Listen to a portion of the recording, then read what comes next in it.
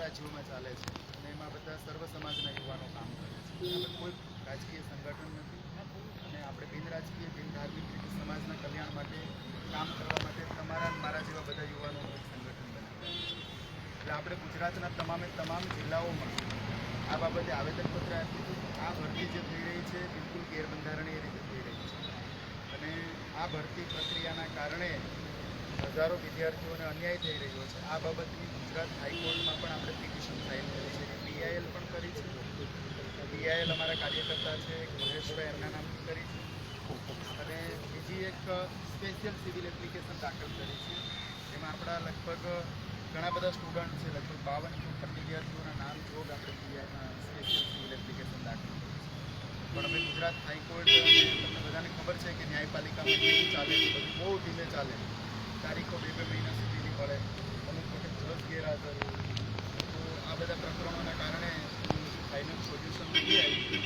લગભગ 7-8 મહિના પહેલાં આપણે આ દાખલ કરી દીધું. હવે આ તમારી જે કોઈ પણ સમસ્યાઓ છે બરાબર કે ભાઈ સરકાર તરફથી અત્યારે ભરતી થાય તો બિલકુલ નિષ્પક્ષ રીતે થાય છે અને સમજો કે કોઈ સંસ્થાને સોંપવામાં આવે તો એ લોકો એમના મળતિયાઓને ઘુસાડી દે, સગાવત ચાલે અને એમાં ભ્રષ્ટાચાર થવાની પણ પૂરી શક્યતાઓ રહે. આપણે જોઈએ છે કે જેટલા ટ્રસ્ટ સંચાલિત સ્કૂલો છે અને ટ્રસ્ટ સંચાલિત કોલેજો છે એમાં ડોનેશન વિના કોઈને સિલેક્ટ કરતા નથી ઇન્ટરવ્યુમાં, તમે બધા જ જાણો છો. એટલે આપણે ઈચ્છતા નથી કે માંડ જે કંઈ થોડો ઘણો સુધારો થયો છે ફરીથી બગડે, બરાબર.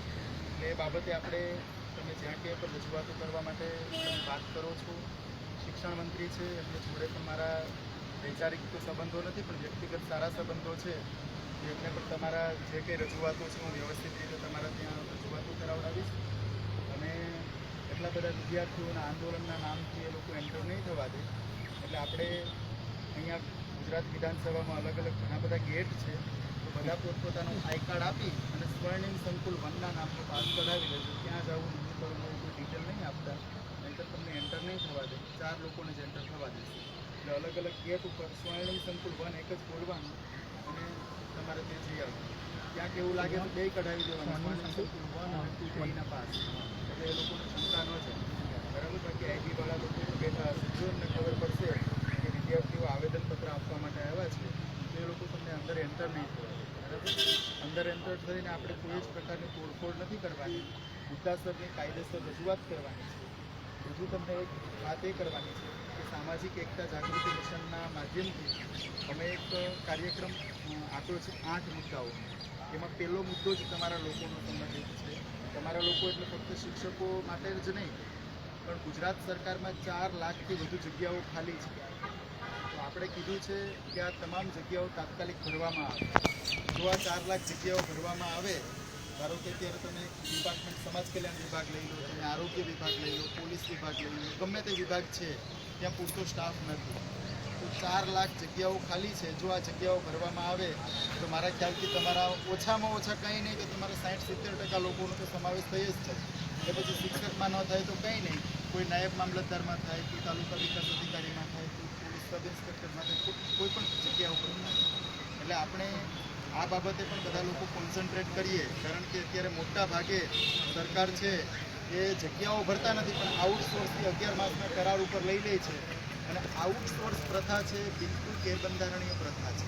ભારતના બંધારણમાં સ્પષ્ટ લખ્યું છે કે કોઈ પણ વ્યક્તિને ઓછો પગાર ચૂકવવો એ પ્રકારનું માનસિક શોષણ છે અને શોષણ વિરુદ્ધનો આપણો ફંડામેન્ટલ રાઇટ્સ છે, બંધારણનું. તો આપણે એ બાબતે પણ કામ કરીશું અને સાથે મળીને બધા લોકો કરીશું. આજે શાંતિપૂર્ણ રીતે ફક્ત તમારા આ 2 આવેદનપત્રો બાબતે સર્વ સમાજના યુવાનોને લાભ મળે એના માટે આપણે ફક્ત બધા જ માણસ નથી, બરાબર. આ જાતિ તો ખરેખર જાનવરોમાં હોવી જોઈએ, ગાય, ગધેડો, ઘોડો, બરાબર. આ તો આપણે લોકોએ કમનસીબી એ છે ભારતમાં કે 6743 જાતિઓમાં વેચી દીધા છે. બાકી આપણે કોળી, કુંભાર, હઈ, કુતાર, આહિર, કારડિયા, ચૌધરી બધા જ લોકો આપણે ભાઈઓ છે, બરાબર. આપણે બધા માણસ છે પહેલાં. એટલે કોઈ જ પ્રકારનો અંદર એવો ભેદભાવ નહીં રાખીએ. આપણે સર્વ સમાજના લોકોને ન્યાય મળે અને જે લોકો મહેનત કરી છે, જેમને ટેટ એક્ઝામોમાં જેમને મેરિટ છે, આ છે, તે છે, એ બધા જ લોકોને ન્યાય મળવો જોઈએ. એટલે આપણે વ્યવસ્થિત મુદ્દાસરની રજૂઆત કરશું અને શાંતિપૂર્ણ રીતે એક સાથે એક જ ગેટ ઉપર બધા નહીં જઈએ. મારી આ વ્યક્તિગત તમને બધા લોકોને સલાહ છે કે 1 નંબર ગેટ છે, બીજો 4 નંબર છે, અલગ અલગ બધા લોકો પોતાના વાહનો લઈને આવ્યા હોય તો અલગ અલગ ગેટ ઉપરથી તમે પાસ લેજો. સ્વર્ણિમ સંકુલ 1નો લઈ લેવાનું, કોઈ બીજો પાછળ હોય તો એને બેયના લઈ લેવાનું. બરાબર. શિક્ષણ મંત્રીને મળવા જવું છે ને રજૂઆત કરવી છે એ બાબત કંઈ કહેતા નહીં, નહીંતર તમને અલાઉડ નહીં કરે. આ બધા જ કાગળિયાઓ છે એ બેગમાં નાખી દેજો. આ પણ લગભગ અલાઉડ નહીં કરે છે. બરાબર. થોડુંક કાળજી રાખજો. કોઈ 4 વ્હીલ લઈને આવ્યો હોય તો એમાં નાખી દેવાનું, ન હોય તો મારી ગાડીમાં નાખી દેજો. પણ ત્યાં વિધાનસભાની અંદર તમને પ્રદર્શન કરવાની પરમિશન નથી. એ પછી અંદર જયા આપણે જે શિક્ષણ મંત્રી છે એમને મળી અને પછી બહાર આવીને પછી તમે તમારે જે કરવું હોય તમે કરજો. પણ રજૂઆત થઈ જાય ત્યાં સુધી આપણે બિલકુલ પેલું નહીં કરતા, નહીંતર આપણી રજૂઆત નહીં. બરાબર. હું તમારી સાથે છું અને અલગ અલગ ગેટમાંથી બધા લોકો એન્ટર થાય એવા પ્રયત્નો કરીએ છીએ. બરાબર. કોઈ માથાકૂટ નહીં કરતા ગેટ ઉપર. બરાબર. કારણ કે ગેટ ઉપર જે પોલીસવાળા છે કે જે છે એ બહુ કરી આપે છે. આપણે હેરાન કરવાનું કોઈ બરાબર. શાંતિપૂર્ણ રીતે આપણે બધા જઈએ છીએ.